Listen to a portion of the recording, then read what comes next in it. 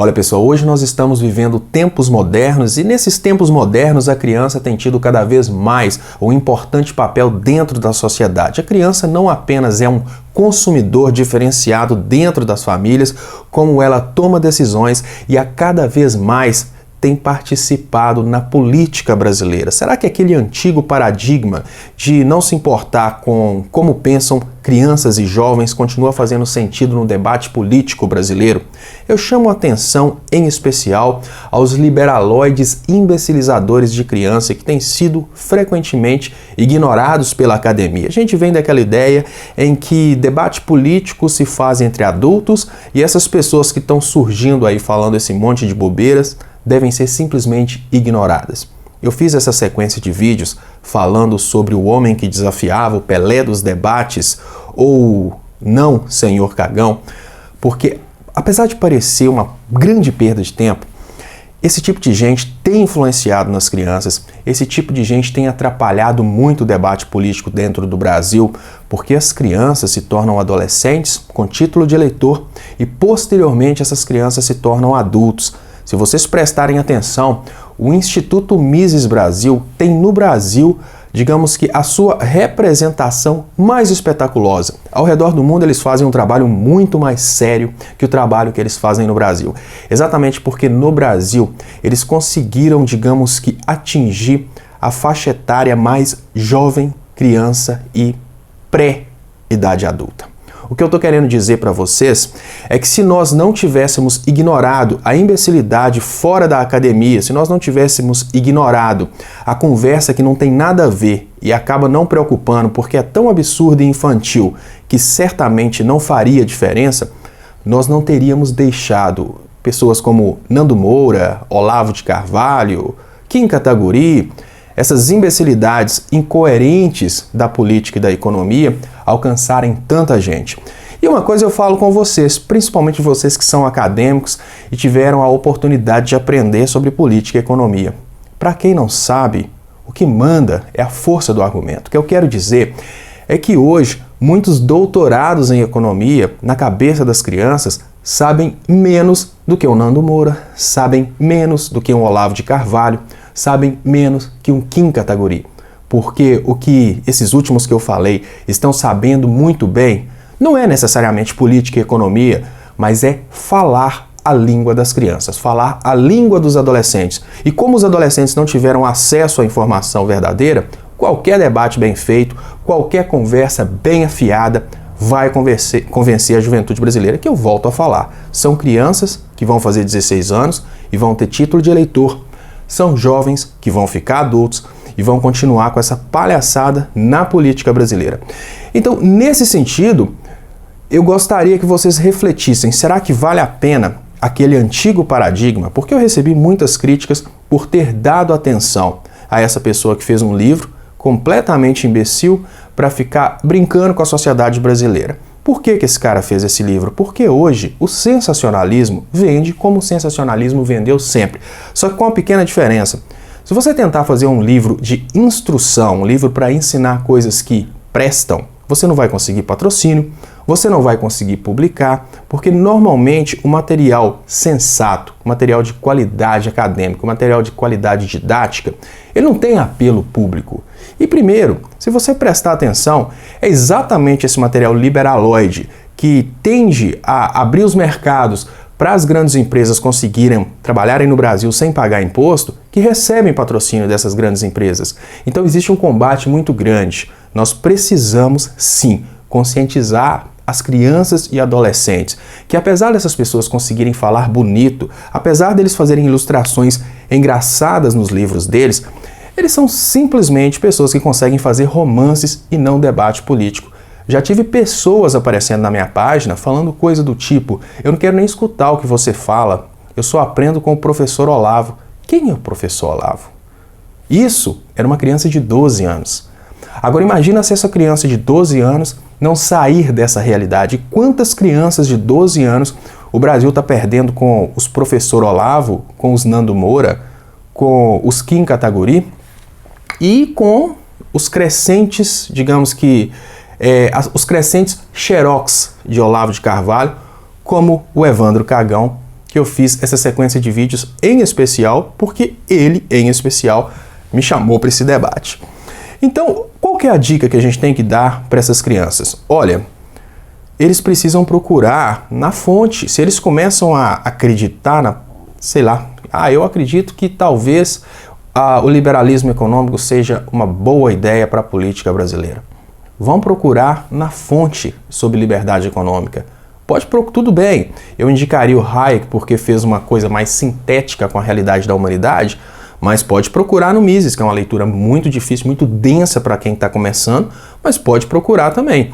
Quando eu falo Mises, eu não falo, claro, as lições, eu falo Ação Humana, que é um livro muito grande. Quando eu falo Hayek, eu confesso que vai ser uma coisa muito difícil para um não iniciado ler, mas ele pode ler um material acadêmico, instrutivo, que vai ensinar ele a chegar no material do Hayek.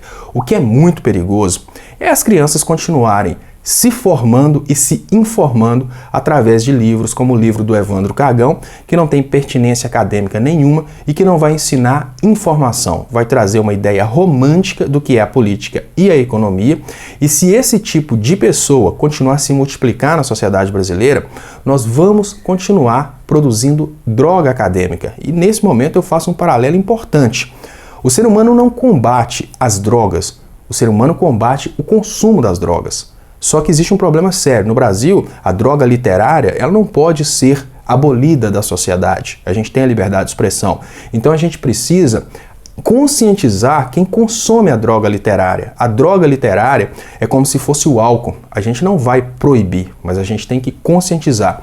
E se você prestar atenção, o grande problema das drogas químicas no Brasil não é o fato delas existirem, é o fato dos jovens adultos consumirem essas drogas. Então, se a gente conseguisse convencer toda a sociedade brasileira a parar de usar drogas pesadas, parar de usar o crack, a gente nem precisaria tirar, podia deixar no boteco, se ninguém usa.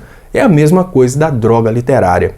A gente não pode proibir, é como se fosse o álcool, é como se fosse o cigarro, mas a gente pode conscientizar que aquilo é uma droga. Se a gente não fizer isso, a gente vai deixar esse tipo de produto proliferar na sociedade brasileira e vai chegar a um ponto em que quase todas as nossas crianças não vão querer nem estudar, afinal de contas elas se formaram através das informações do Nando Moura aqui em Cataguiri, ou o Olavo de Carvalho, ou então em segmentos de terceira ordem, como por exemplo o Evandro Cagão. Então espero que você tenha compreendido. O meu trabalho vai muito mais de encontro à conscientização dos jovens e à liberação dos jovens desse tipo de palhaçada do que brincar com o Evandro Cagão propriamente dito. Tanto é que após essa sequência de vídeos, essa sequência de materiais que eu criei para mostrar que esse tipo de argumento é incapaz de debater economia, mas fica só girando em torno de um discurso bonito para tentar ganhar seguidores, ele tá lá chamando atenção, fazendo o espetáculo dele, e eu não dou atenção mais para ele. Um detalhe básico, gente, é tão fútil a forma como ele está tentando armar as coisas, ele está criando listas de dias para debate. Todos os dias são dias úteis e os horários de debate são os horários em que eu estou fazendo a transmissão no Brasil 247. É muito estranho, mas são dias úteis às 10 horas da noite.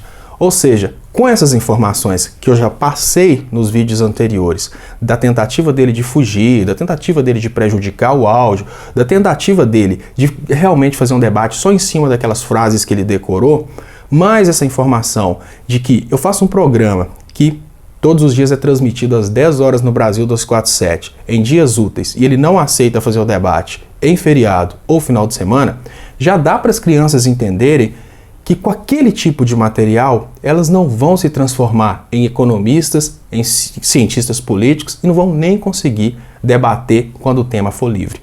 Com esse tipo de informação já é suficiente para as crianças entenderem que aquele não é o tipo de livro que elas precisam ler para aprender alguma coisa.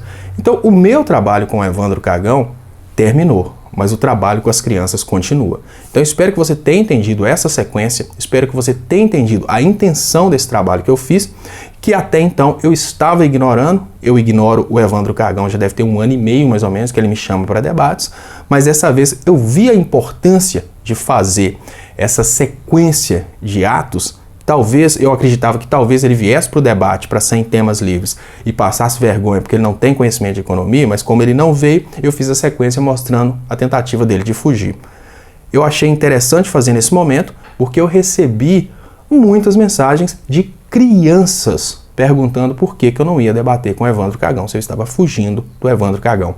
Depois que eu comecei a fazer esse trabalho, essas crianças começaram a cobrar dele. Por que você não vai debater no final de semana? Por que você não vai debater no feriado? As crianças começaram a insistir com ele e essas crianças já não são mais seguidoras da página dele. Então, eu tenho a sensação de dever cumprido. Espero que vocês façam o mesmo. Se um liberalóide daquele tipo chamar para o debate, vamos fazer presencial, tema livre. Você estudou economia, esse tipo de gente não estudou economia, vamos fazer presencial, tema livre. Pronto, acabou a discussão. Não é dar valor para o Evandro Cagão, é dar valor para as nossas crianças. Muito obrigado.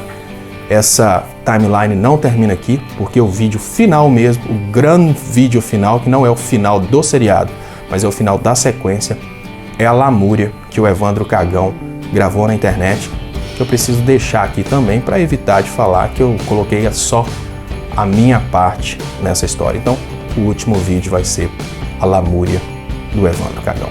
Muito obrigado, cuidado com nossas crianças e até mais. Pessoal, inscreva-se nos canais do Leonardo Estopa no YouTube e no Facebook.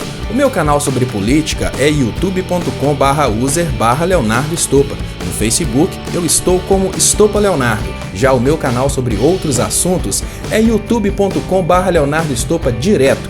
E no Facebook eu estou como Canal do Estopa. Muito obrigado e até o próximo.